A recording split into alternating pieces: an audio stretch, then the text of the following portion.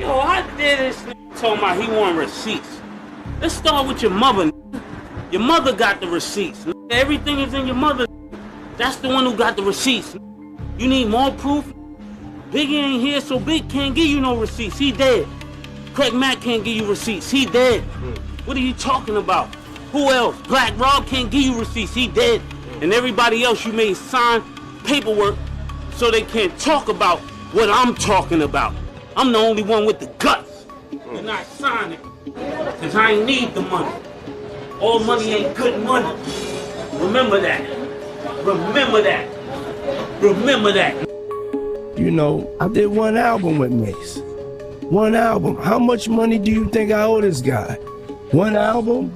And then he became a fake pastor and went and conned people? And then y'all gonna let him throw dirt on the God's name? Mace owes me $3 million. That's facts. I got the receipt. And I'm not gonna go back and forth with Mace. You know what I'm saying? I'm not going back and forth with nobody. I'm just gonna, if I'm here, I'm gonna speak up for myself. I'm gonna speak up for myself now.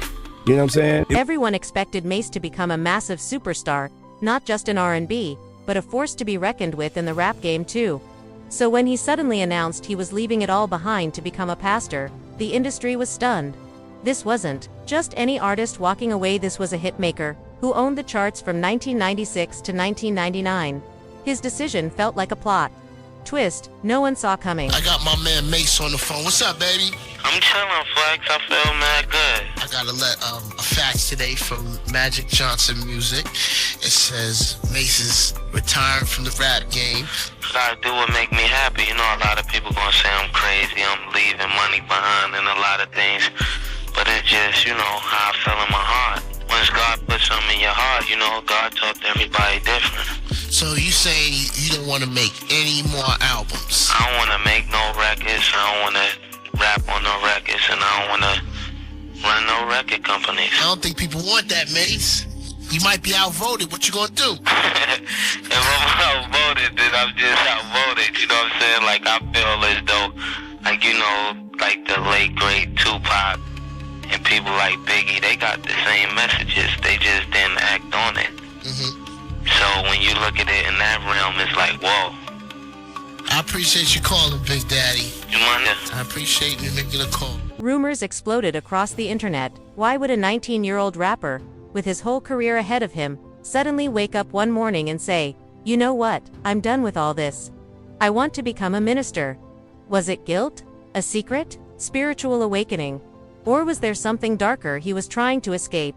Whatever the reason, the streets were buzzing, and nobody saw it coming. Did you make the right decision leaving rap? I did. Everything now that we see playing out was all the things I escaped. The car, the Shine, the Loon, Puff Daddy, the Craig Mack, Biggie Smalls. the Biggie Smalls. So even though I made those decisions and it cost me money, that's why I got with Killer and they gave me the money back. In 1999, Mason Betho, better known to the world as May, shocked the hip-hop industry when he walked away from Bad Boy Entertainment at the peak of his fame. Why? Because he said God called him.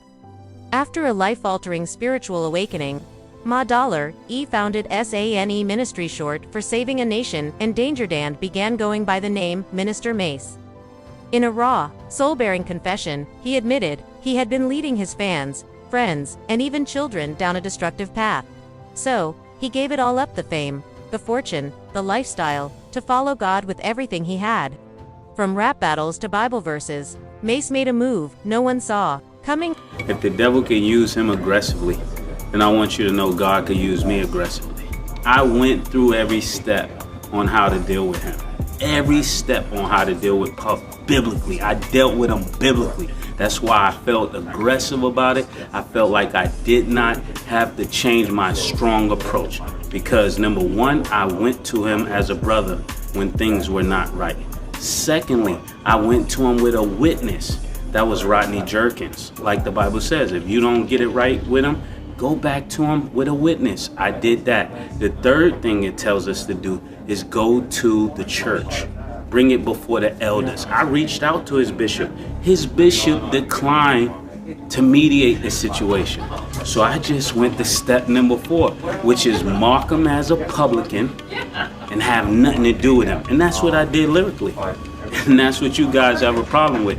So I don't know if it's me or you got a problem with the Bible, because all I did was handle it the way you're supposed to handle it. And I'm up for all the smoke he has to bring. Puff can't beat me at anything. Anything. And he knows that. And I'm up for the challenge. And until I see you again, just know I may do a lot of things you don't agree with. Pray for me like I would pray for you, instead of letting your voice be used against something that could be a phenomenal change for our culture. We don't need no more leaders like that. We need new gatekeepers. If there's ever been a company, just think of this, that handled those people that way for 20 straight years, you wouldn't keep them in leadership. So why should we keep these same gatekeepers who have done nothing but exploited us and used our talents against us for their own gain and their children? At the height of his fame, riding the massive success of his debut album Harlem World, Mace stunned fans with a confession during a radio interview. "I felt like I had a lot of money, but I didn't really know who I was. I knew I had to do something more than just hip-hop." That one line shook the industry, but even with that statement, questions still linger. Why did Ma Dollar E really walk away? After all, Diddy doesn't just let artists stroll out of Bad Boy, especially when they're locked into long-term deals. Yet somehow, Ma pulled it off. 5 years later, he returned without earning a dime in royalties from his comeback album, Welcome Back. Still, the reunion was short-lived. Whispers started again. He began expressing a desire to leave once more, and in a bold, almost rebellious move, he even ambushed Diddy during a live interview, pleading on air to be released from his contract. Yeah. Good. Let me give you my card. After Puff signing this official, your boy is Freedom Bird.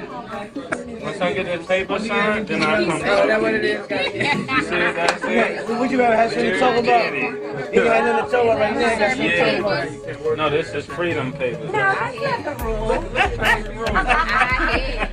In 2016, Mace made a surprise return during the Bad Boy Records reunion tour, but he didn't stay silent for long.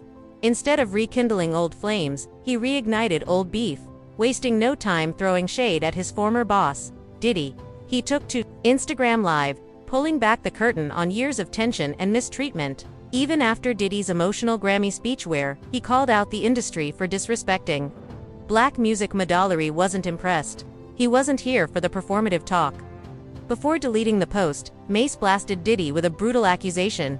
"Your past business practices have knowingly and purposely starved your artists. You've been extremely unfair to the very same artists who helped you earn that Icon Award and build the legendary Bad Boy label." But that wasn't all. In a later interview, Mace dropped another bomb. He claimed he was never paid for some of the biggest hits he helped create for Bad Boy. Years of loyalty, platinum records, and chart-topping hits.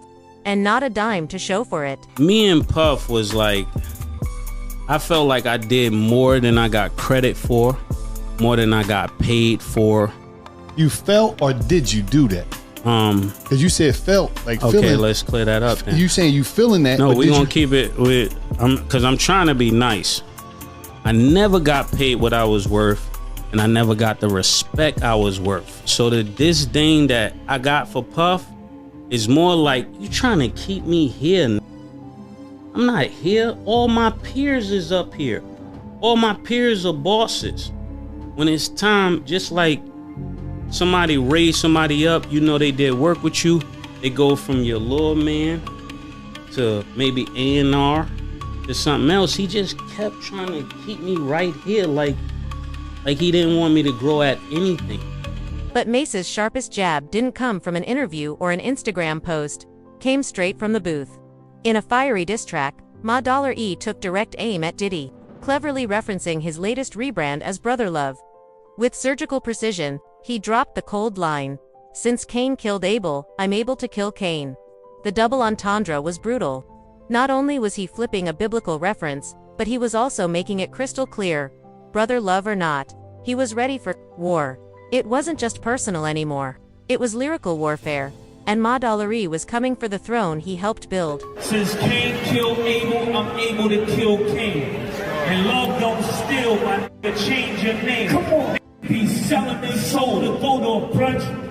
Might end up sweet, drinking that punch, I suffer good. And it's known from another hood. Forget a brotherhood, I'm trying to make sure that my mother good. I'm the ghost of Wolf, ghost of RZA. Come with the facts you never considered, I'm the ghost of Sean. I speak for every artist never spoke their mind, representing every artist that was left behind. From Craig Mack to G-Dub. You know that it would get lonely. It's never safe if you owe me. You know that saying is true.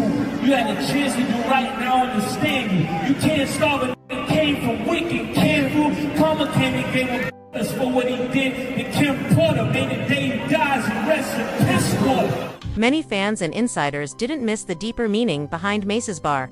Speculation exploded. Was this just a lyrical flex, or a direct shot at Diddy? Some believed Mace was doing more than just throwing shade. They claimed he was accusing Diddy of playing a role in Biggie's death allegedly for financial gain. The line "since Cain killed Abel, suddenly hit different.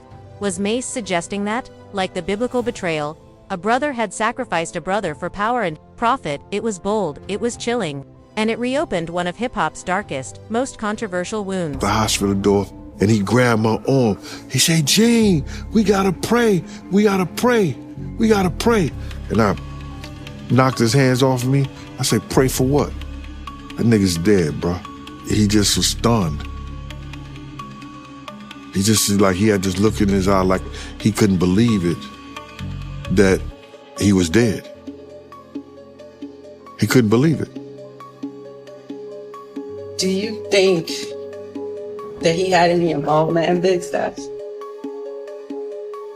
But trust me, the saga between Mace and Diddy is far from over.